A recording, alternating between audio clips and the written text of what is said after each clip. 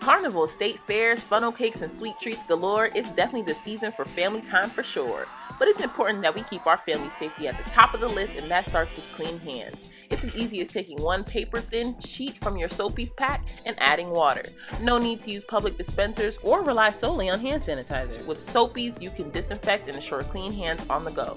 Shop our family pack of Soapies at getsoapies.com. So next time when you're gathering with family and friends, have fun knowing you all have clean hands.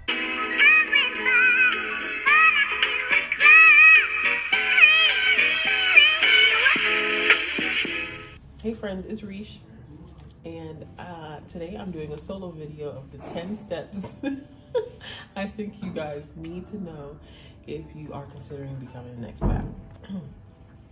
It is super late, but I still wanted to record this video for you guys so that you can have it by this weekend, and I think this is very insightful. I'm gonna talk to you guys like I'm talking to my homegirl. I have all my notes right here about everything that I wish I would have known pertaining to our transition and everything that I think you guys should know. Before we hop into this video, go ahead and like and subscribe and share this video with anybody who you know that is considering becoming an expat, black cit, immigrant, whatever you're calling yourself during this transition, okay? Have a little drinky drink. I have to do this video kind of late because it's the only time that the girls are asleep. And so, yeah, I figure right now is the perfect time to tell you guys. Right after this, I'm gonna head to bed. So in this video, I'm gonna give you guys 10 steps I think you need to take if you are starting your, or even if you're just thinking about becoming an expat and you're coming out of America. So the first thing I wrote down is that you need to make a list. Ooh, what is that? So you should make a list of everything that you want out of your new country versus your old. You should research laws, the laws that you care about. If you care about being able to have an abortion, then you should make sure that you're going to a country where that is allowed. If you want to, if you're concerned about being able to dress how you want to dress and you don't necessarily want to dress conservative, you should be going to a country where the norm is not for people to dress conservative. So you have to research literally everything. If you plan on cooking every day, you should research fresh food access for the type of vegetables you're going to need, the type of produce you're going to need. If you're going to eat out regularly, do they have Uber Eats? Do they have like here in Greece where they have eFood or Wolt? Just those things. You're going to need to know all that stuff. So make a list. Are there pharmacies? Are there grocery stores? Or is it more of a farmer's market setup? Like, all these things are things that you definitely need to research. I would also recommend that if you're thinking about becoming a student, or if you have kids and you're thinking about schooling, you also need to research the Educational Act. If you're not planning on homeschooling, if you are going to go to school, are you going to go to school online, or do you want to go to a university? Do they have the universities with the majors that you're looking into? So that sort of thing. So look for the laws, look for how they dress, access to food, transportation, climate, education, and one other thing. Oh, and things to do. Oh, I'm a painter, so I was definitely looking for a place that had places that I could socialize, places that I could go to see art, get inspiration. I definitely wanted a place with views so that I could paint, outdoors and be inspired, things like that. Number 2 on the list is to visit. And if you can visit for a month or longer, that's what I would recommend. And when you visit, you're not visiting as a tourist, you're gonna visit as someone who is considering living there. So you're not gonna wanna visit and, book a room at a resort or visit and necessarily go downtown. Make sure that you research the type of neighborhood that you wanna be in, the type of vibes you wanna be around, and then try to book an actual home in this area so that you have an experience that is closer to what it will be like when you live there versus being a tourist. This mosquito bite me on my nose. It sure as hell did. Ow. So yes, visit, spend some time, try to spend over a month if you can. I know in Greece you can spend up to 3 months, so try to spend like a month or 2 if you can. If you're planning on working remote, spend a little time there and work from where you're going to be staying so that you can kind of, get the vibes on how it's going to feel when you're actually there. And then you're going to want to like scope out the things that you research. So go ahead and look for some food and get some groceries and make a meal for yourself. See if you can actually envision yourself there, like see how the people are interacting with you. So the next thing I would suggest is to join some expat or black cit groups, because people right now, people are going everywhere in the world right now. Travel is picking up now that COVID has subsided some, and now it's, you know, making a comeback because people are getting back to traveling. So what you want to do is you want to get into these expat groups and try to ask questions that you may not necessarily be able to find on Google. You want to ask questions like that people can give you the answers firsthand, and the best way to do that is to ask another person who has already immigrated there. You also want to ask them, like, how do you guys feel after immigrating? What areas are you from? Are you from my state?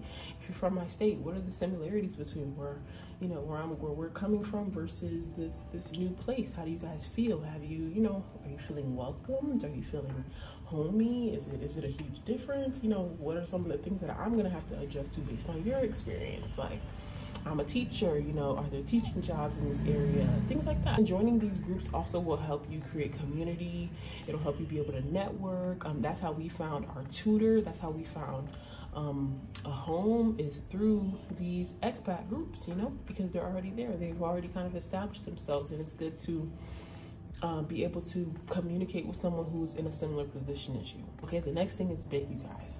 The next thing is planning and finances. And so those two things kind of go hand in hand because you're going to plan based on your finances. So the scenario I have written down is, okay, you work $500 a week. At the end of the month, you make around $2,000. $1,000 of that is going towards your rent. $500 of that is going towards your bills, whatever. $200 of that is going towards your food. That puts you at around $1,700 in your expenses. And now you have like $300 left over. Can you sacrifice $50 to go towards the money that you're just putting aside for your transition? If not, can you sacrifice $20 a week? After you have said, yes, I can sacrifice $20 a week, then you need to say, okay, at $20 a week, it's going to take me X amount of months to reach my $5,000 goal, my $10,000 goal, which is how much money I need to put aside for this transition. But in order to plan, you have to be realistic with your finances, and it really does start there. And then you want to pick a season. So if you have visited already, you're going to want to pick a season to actually migrate, right? But if you haven't visited yet, you're going to want to pick a season to go and visit, and that's also going to depend on your finances, because when you're coming to a vacation destination like a Greece, or if you're trying to migrate to like a Jamaica or Mexico, Dominican Republic, all these places, this happen to be higher during these times of the year, during the summer. So you need to decide what season you want to go based on your finances. The flights coming to Greece are double from the US in the summer as they are in the winter. So that's something that we definitely considered, and we were like, we can still afford to come to Greece in the summer because we also wanted the girls to experience their first summer in Greece. And we wanted to go back home for the holidays. So it was important that we migrated before the winter and the fall. And that just so happened to work for us because the housing costs ended up balancing out how much we ended up spending on our flights to get here. So these are also things you should consider. You should consider the season in which you plan to migrate, and that has to go into your planning when it comes to your finances. Number 4 on the list is you need to start preparing your friends and family after you visit.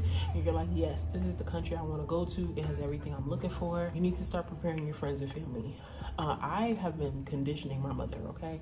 I've been telling my mother that I wanted to leave the United States for years. But when it comes to Taman, he is from like a small town in Alabama, and so they're so close-knit and just used to being very close to each other. And so we've really been conditioning his family for 4 years now, like, putting it in their ear, like, yeah, we're going. Then this past year, we made sure that the girls spent a lot of time with them, or Sunny in particular, because Lou just got here. But we made sure that Sunny spent a lot of time with them so that they wouldn't feel like they were necessarily missing out on her not being there. Another thing we also noticed was that we were kind of seeing our families every like 1 to 2 months, and so we realized that it wasn't going to be that huge of a difference in terms of how long we were going to see them, because we do plan on going back for major holidays and some birthdays depending on how but we were preparing them. We were getting them ready. We were letting them know like they can have confidence in this transition, like the girls are safe. We would give them little tidbits about the country and why they should know that we're going to be okay, and that definitely helped them when it was finally time for us to leave. So I definitely would say you should start conditioning your families to prepare them for when you actually finally leave. And at first they might not believe you, because I don't think ours really did, until we were like, yeah, we're picking up. And like, have patience with your families. Imagine your kid telling you like, yeah, I'm moving out of the country, mom, I have to do this for me, da da da. You will probably be a little bit apprehensive too. So understand that, you know, this is a big transition for them and for you. So especially if you're close with your family like we are. The next thing is you want to start working on the legalities and collecting all your documentation. You're going to need your birth certificate. You're going to need your social security card. If you have kids, you're going to need to get copies of that for yourself and for your kid. If you're working on getting just your passport, you're going to need your travel stuff. So you're going to need your flights booked. You're going to need your housing booked so that you can show this to your passport, the passport people. And that really depends on how and when you get it. So with Lou, because she was just born a few months ago, they had to see that stuff in order to expedite the passport process for us. But if you're going to do it far out, you don't necessarily need your travel stuff booked. However, for your visa stuff, you're going to need a physical done. You're going to need the same documents I told you guys before: birth certificate, social security, your travel documents, proof that you can pay for the time that you're going to be in the country, proof of housing, proof of flights, proof of work. If you're on a work visa, if you're on a student visa, you're going to need proof like your schedule, all those things, your registration, that stuff. So make sure you have all of your documentation ready to go. And also sometimes, like with us, because we had to get the passports for the girls sooner than later, we literally could not get it in our home state, which is Georgia. So we had to go to New York, and I'm from Connecticut. My people are in Connecticut. So we had to go from Connecticut to New York to the New York passport office to pick up the girls' passport because it wasn't going to be ready in time in our home state. So these are stuff you have to call ahead. Don't wait until last minute. If you have to do it last minute, if you do have babies and you just cannot wait and you just need to get out now, then you need to call to make a passport appointments as early as you can, to see if they can even fit you into your state. Because if they can't fit you in your state, you're gonna have to go to the neighboring state, or you're gonna have to go to the state that you're flying out of. You're just gonna have to figure out all the logistics of that. So it's better to plan that stuff sooner than later. Even for your visa, like, you have to go to the country's consulate, and getting appointments right now is really hard because of, you know, everything happening with COVID. A lot of people don't have full staff back, you know, in the buildings of these places yet. So there are often delays. So you have to make sure that you are calling ahead and you have everything ready to go for your passport and for your visa if you're thinking about this whole like migrating process. If you have a 5-year plan, start calling to set up your passport and your visa appointments like a year out. Especially if you have already like lined up like work and all that stuff, you're gonna want to go ahead and line up these passport appointments a year out. Have the money set aside for it, because if they say, yeah, we only have this day and this week, you want to make sure that you're ready to go and that you're prepared. Housing. So if you're thinking about Greece, I would recommend the blueground.com for housing, Airbnb, sublet.com, and Flatio for housing. Why do I recommend that? You know, I would recommend these sites because if anything were to happen, because you're booking through a third party person, like Airbnb will give you your money back, you know what I'm saying? Like Flatio will give you your money back. But if you just book through someone before you have actually gotten here and gotten to know people, you could get scammed. And I also recommend, you know, trying to find housing through the expat group. But those are the websites that I would recommend, because you could pay month to month, or you could do a 6-month stretch. You could do a year-long stretch where you're going to be in the place and just pay your security, and then just pay month to month like how you would normally. You also need to research like that, what the country's requirements are in terms of housing. I know in Africa, because we were thinking about going to Africa first, some of the places wanted you to pay for the whole 6 months, but then again, it would be like 200 Ghana cedis, and that's really not that much in comparison to what we were paying before. So you could still pay the 6 months. You know, it's like $1,200 to pay the whole 6 months. But every country is different. So you have to make sure you do the research on what they require in terms of your housing. Do they let you pay month to month? Do you want to pay month to month? Like, do you want to just pay it all in a lump sum? Do you want to sign a lease? Are you positive that you're ready to sign a lease? Or do you want to try out the space? I know for us, we definitely wanted to like kind of figure out what neighborhood we wanted to be in. I mean, I think we're still kind of figuring out what neighborhood we want to be in. And so we didn't want to sign a lease, but we were still like open to like hopping around. You know, honestly, we were so naive because we were like, oh yeah, we could go, you know, to 4 different places, 3 different places. Like, the kids, you can't do any of that. That's so insane of us to even think that we could actually do that. But now that I'm reflecting on this whole experience in our first few months here, I'm happy that we were able to experience and compare two totally different neighborhoods to kind of figure out where we want to be when we come back from visiting our family. And make sure you hop on YouTube, go see some YouTubers who have immigrated to these places and see their experience and how they looked for housing. Most people who immigrate, they do YouTube the whole process, the house hunting, you know, they give tours like how we do. So yeah, YouTube, see a bunch of different people's experiences and go with the one that feels most true to you. Oh, you definitely have to research a cost of living. Like, are the utilities going to be included in where you stay? And if so, is there a utility cap? How much money are you going to be getting for the dollar? Like, how do you plan? You want to know how much it's going to cost, or how much it costs to typically sustain, how much it's going to cost to sustain you, yourself, or you and your family, or whatever the case. So the next thing I put on the list was job security. So a lot of you guys are constantly asking, like, what's the job market like in Greece? How do you find work? If we're being totally honest, I'm not a working person. Like, I will never, honestly, I would never again get a 9-to-5. I'm an entrepreneur and I'm an artist, and so I've tried the 9-to-5 thing and it just did not work for me.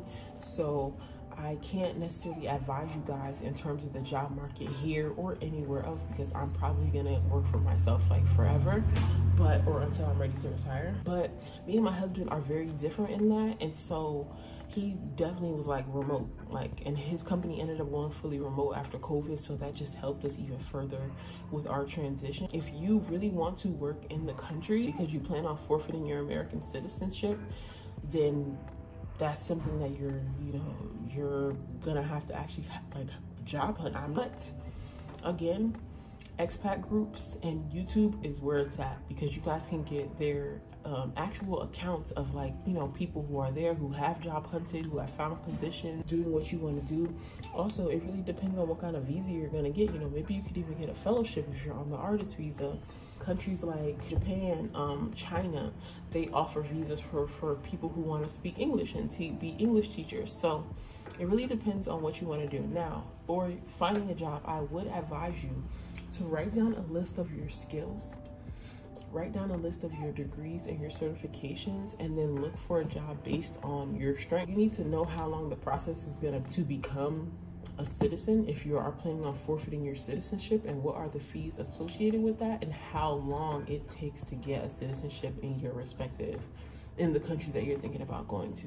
And if getting a job in the country is going to help or hinder that whole process of getting your citizenship. In most cases, if you do get a job in the country, I think it helps. I think you maybe even are able to get it sooner if you go from a student visa to a working visa. It really just depends. But I always recommend getting something remote until you do figure out what kind of job you're going to get when you're there. At least you'll have something secured if you're able to find a remote position. But the next thing is health insurance and taxes. So I am going to make a separate video for this, because I have been doing extensive research on specifically tax. I know that some companies like Aetna, where your insurance is actually transferable if you are going to somewhere in Europe, and it covers a lot. However, some insurance companies do not offer that, and so then I would recommend, if you don't have an insurance that's transferable, or if you are insured through your job but you're going to need private insurance if you're moving from one country to the next, that you look into travel insurance. The United States is one of the only places that you have to like pay a whole lot of money to be serviced in terms of health insurance. Like, I know even in Greece you can go to a private hospital, and in most cases they will take your travel insurance at least to cover you for whatever you need. If it's like a minor thing, you should definitely look into travel insurance, unless you're thinking about becoming a citizen, and then I would recommend that you look into becoming insured through that country. And I would recommend that you guys also ask people who are already in the country as an expat, so that you're not just trying out a bunch of insurance companies until you find the one that fits. I'm always like a huge fan of the saying, you don't have to reinvent the wheel. So if it's working for somebody else and you guys have similar circumstances, it will most likely work for you. So I would definitely recommend, YouTubing it and looking in other expat groups about what insurances are transferable, or what U.S. insurance policies do they take in whatever country you choose to go to. When it comes to taxes and finding a tax preparer, same thing. You probably are not going to be able to file your taxes on H&R Block, so you should definitely go into an expat group or YouTube it. a tax preparer that specifically deals with immigrants and expats who are going from one side of the world to the next. But stay tuned. I'm going to be making a video about taxes and health insurance specifically. And last but not least, your assets. If you own a home, are you going to sell your home? Are you going to rent your home? Are you going to give it to a friend or a family member, have them stay in there for you, have them maintain it? If you have a car, are you going to ship the car to where you're going? Are you going to sell the car? Are you going to put it on Turo to rent it? If you have a lot of clothes and you're like a fashion person, are you going to get rid of all your clothes? Are you going to sell your clothes? Do you have family heirlooms that mean a lot to you that you don't want to travel with? Who you're going to leave those with? You have to think about how you're going to deal with your assets. I know for us, we were able to rent our home. We were able to rent our home to some friends of ours, and we were also able to look after our vehicles. Now, when we go back, we are going to further sort out our assets, but thinking about your assets is it's got to be a huge part of your plan. You have to know how you're going to deal with the things that you own and how these things can benefit you in your transition, because you don't want them to be hindering you. Because if our friends weren't able to stay in our home, we would have Airbnb'd our home. So you should make a plan about how you're going to handle your assets. And I honestly would recommend that you pack light.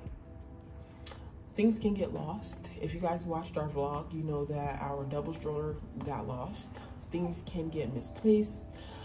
Luggage can get damaged, and I don't see the purpose in bringing every last piece of clothing that you have from one country to the next, like especially if it's not the same climate. But yeah, so my recommendation would definitely be to pack light. And I think you should also, if you are planning on shipping a car over to another country or whatever, you should take into account how they drive when you visit, so that you know if you're going to be able to drive in that place. Like, if you are going from the US to England, they are driving on the other side of the road and their steering wheels are typically on the other side of the car. So are you going to be able to drive? Are you going to need someone to teach you how to drive? Is it even going to be worth shipping your car over? Like, you need to pay attention to these things on your visit. You need to pay attention to everything when you visit. Transportation in general, how much it's going to cost to eat? You should literally be pricing every meal so that you know how much you're going to be spending in a day, you know. I know in Greece, we can definitely make it on $15 a day, you know, so for our family of 4.